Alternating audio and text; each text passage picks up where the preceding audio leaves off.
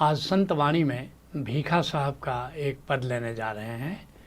भीखा साहब का जन्म 1713 ईस्वी में हुआ और 1763 ईस्वी तक पूर्वी उत्तर प्रदेश की धरती पर भीखा साहब अपना गीत गाते रहे।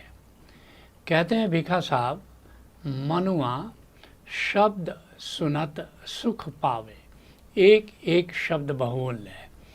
साधना के मार्ग पर जो भी चलते हैं उन्हें कुछ पता ही नहीं है कि करना क्या है, साधना क्या है। कहते हैं भीखा साहब, एकमात्र साधना है शब्द को सुनना, नाद को सुनना, जो हमारी आत्मा में एक निरंतर संगीत की तरह गूंज रहा है, जिसे कई नामों से पुकारा गया है। ओंकार कहो, ओम कहो, शब्द कहो, सार शब्द कहो, कई नाम हैं, राम कहो। तो कहते हैं कि निरंतर हमारी आत्मा में जो अनाहत नाद गूंज रहा है उसको सुनो। क्यों सुनो? सुनने से सुख मिलेगा। सुख क्या है, दुख क्या है? नहीं का विचार दुख है और जो है उसका विचार सुख है। नाद सदा है। इसलिए ऐसे भी अगर जो है वृक्ष है, तुम्हारे पास जो प्राप्त है उस पर विचार करोगे तो सुख मिलता है। ये तो सांसारिक बात है। लेकिन जो सदा है, अगर उस पर ध्यान दो तब तो सदा सुखी हो सकते हो। उसी बात को करें कि मनुआ, ऐ मेरे प्यारे मन, जो इधर उधर तू भटकता है, जो नहीं है, अप्राप्त है, उसका विचार करके जो तू दुख पाता रहता है, ऐसा क्यों करता है? जो प्राप्त है और उस पर भी जो सदा प्राप्त है उसका ख्याल क्यों नहीं करता? और अनाहत नाद तो सदा प्राप्त है, उसका विचार करो, उसका ख्याल करो तो सुखी हो जाओगे। जिसके लिए सुंदर दास कहते हैं, सुंदर सतगुरु यूँ कहे। सुंदर दास कहते हैं कि मेरे सतगुरु ने, उनके गुरु दादू दास रहे, कहते हैं कि मेरे सतगुरु ने बताया सकल शिरोमणि नाम। साधना के जितने भी मार्ग हैं उसमें सहज योग का जो मार्ग है, जिसमें कि ओंकार का श्रवण जो मूल तत्व है, कहते हैं कि सभी मार्गों में सहज योग का मार्ग श्रेष्ठतम है, नाम श्रवण का मार्ग श्रेष्ठतम है। ताको निस्दिन सुमरिए, इसलिए रात दिन उसका सिमरन करो, उसका श्रवण करो। सुख सागर, सुख धाम, क्योंकि नाद का जो श्रवण है वही सुख का सागर है, वही सुख का धाम है। कहते हैं भीखा साहब, जेहि विधि धुधुकत नाद अनाहद, तेहि विधि सुरति लगावे। कहते कैसे स्मरण करना है, कैसे श्रवण करना है, कहाँ श्रवण करना है? जेहि विधि धुधुकत, किस विधि से वहाँ धुधुकत मतलब वहाँ पर ध्वनित हो रहा है। कैसे? वहाँ जो अंतर आकाश है, जो हमारी आत्मा है, वहाँ ध्वनित हो रहा है। और कैसे ध्वनित हो रहा है? सहज रूप से, निष्प्रयास वो ध्वनित हो रहा है।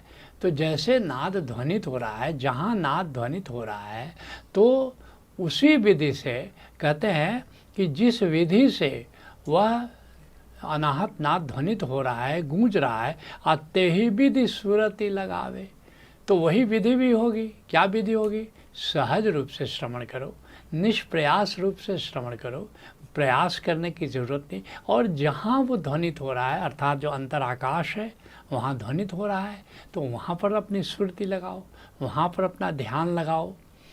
जिसके लिए दादू साहब कहते हैं, दादू अचेत न होइए, मूर्छा में मत रहो, बेहोशी में मत जियो, चेतन सो कर चित। वह जो चेतन आकाश है, वह जो चेतन आत्मा है, उसकी ओर अपना रुख करो, उसकी ओर अपना ध्यान दो।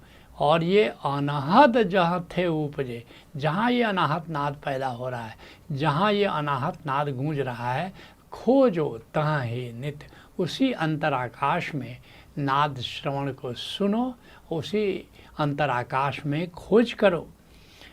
कहते हैं भीखा साहब, पूरा आप करत पर कारज। और फिर जो अपने शिष्य का सारा काम है, जो उसका उद्देश्य है, वो सद्गुरु पूरा कर देता है। सीधी सी बात है। तुम इतना करो, सद्गुरु ने जो नाद का ज्ञान दिया तुम उसका श्रवण करो, मार्ग खुलता चला जाता है। कहाँ श्रवण करो? आत्मा की गूंज समझ कर श्रवण करो। और फिर देखो धीरे धीरे सदगुरु आगे का भी मार्ग देता जाता है और तुम्हारा सारा उद्देश्य पूरा कर देता है, जिसके लिए गुरु अर्जुन देव जी कहते हैं, गुरु पूरा भेटियो बड़ भागी आ मन ही बया परगासा। जो सौभाग्यशाली लोग होते हैं उन्हीं को पूरा गुरु मिलता है और वो क्या करता है? मन ही भया परगासा, और तुम्हारे मन में ज्ञान का प्रकाश भर देता है।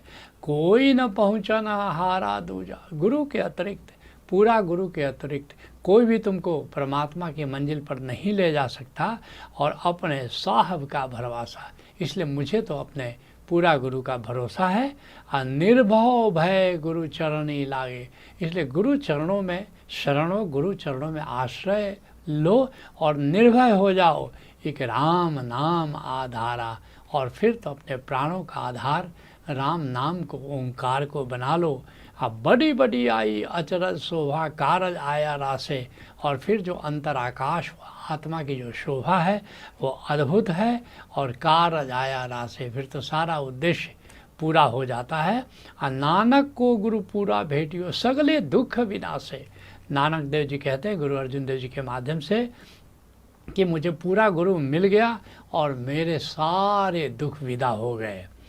कहते हैं भीखा साहब, पूरा आप करत पर कारज आ नरक ते जीव बचावे। नहीं तो इतने कर्म बंधों का, इतने पापों का, जन्मों जन्मों से कर्म बंध उनका भार है, और निश्चित रूप से वे हमें नरक की यात्रा पर ले जाते हैं। नरक क्या है? दुख ही तो नरक है।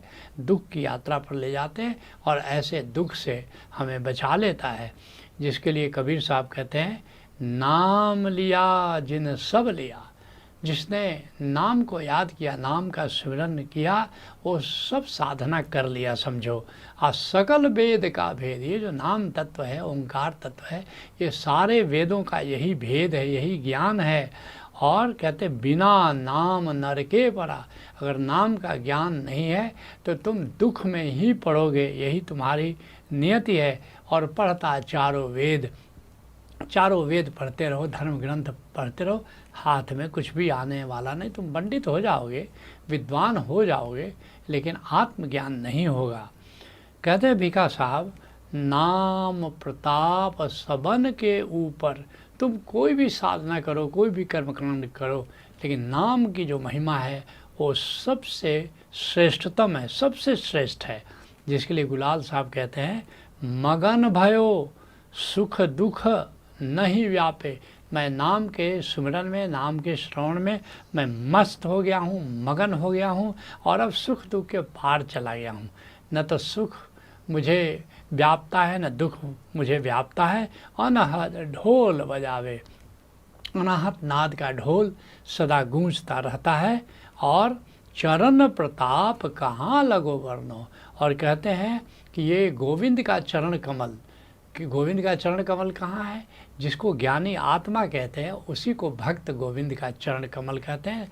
कोई सहस्रदल कमल कहता है, जो हमारी आत्मा है उससे इनका मतलब है। कहते हैं चरण प्रताप कहाँ लगी वर्णो, आ मोह मन उक्ति न आवे।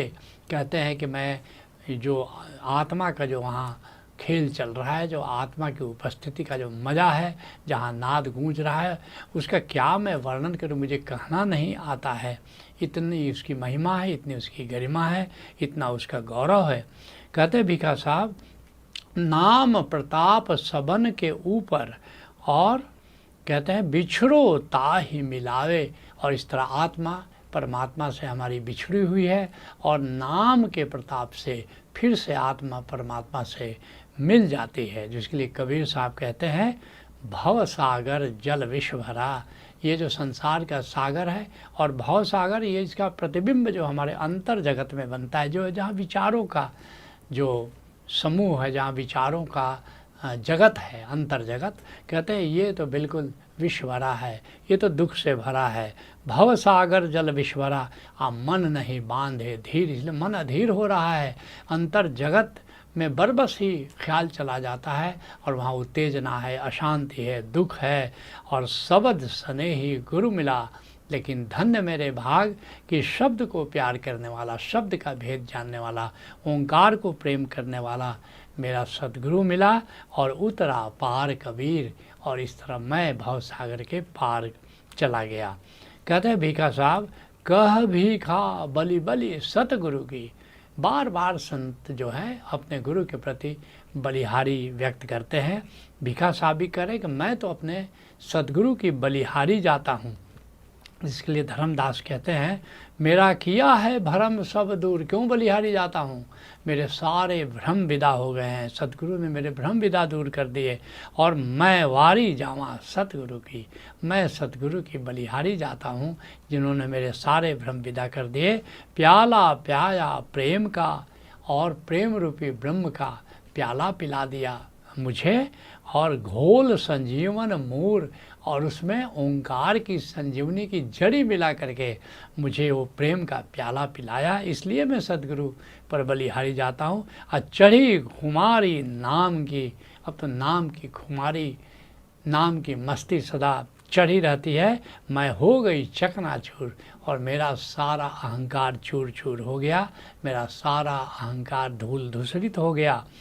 कहते हैं भीखा साहब, कह भीखा बलि बलि सतगुरु की, और यह उपकार कहावे। और इस तरह से मेरे सतगुरु ने मुझे नाम का ज्ञान दिया, तो ये असली उपकार है, क्योंकि नाम परम धन है। कोई उपकार करेगा तो क्या करेगा, थोड़ा सा धन दे देगा। परम धन कौन देता है, ये केवल सतगुरु देता है।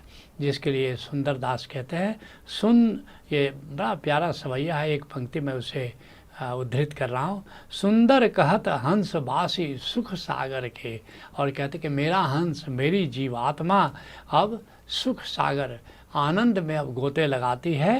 संत जन आए हैं सुपर उपकार की, और ऐसा संभव कैसे हुआ, मेरे सदगुरु के कारण हुआ, संत के कारण हुआ। और संत तो आते ही हैं धरती पर शिष्यों का उपकार करने के लिए। तो संतवाणी को यहीं पर विराम देते हैं।